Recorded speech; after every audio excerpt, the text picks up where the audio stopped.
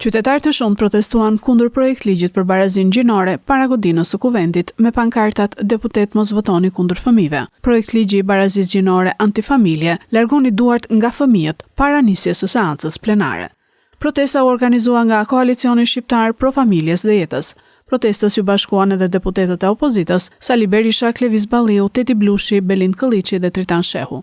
Pastor Akil Pano nga protesta tha se ky projekt ligj është një trup i huaj, një kancer që do të shkatërrojë trupin ton. Është një projekt i sjell nga Soros.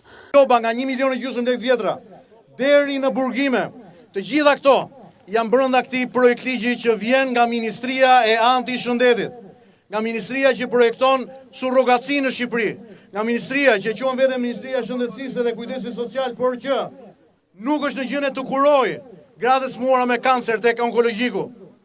Miq, ka ardhur koha që shqiptarët bëhen bashkë dhe t'i bëjmë ballë.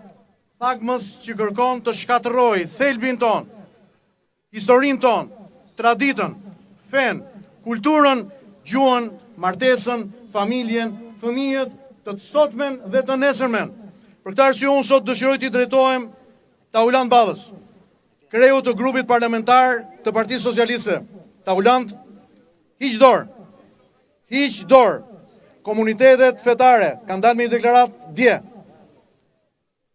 Komunitetet e besimit kanë dalë me një deklaratë të cilët e kundërshtojnë këtë projekt ligj.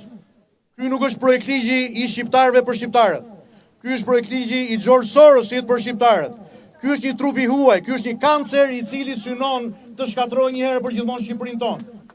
Protesta e qytetarëve vazhdoi edhe gjatë punimeve të seancës plenare.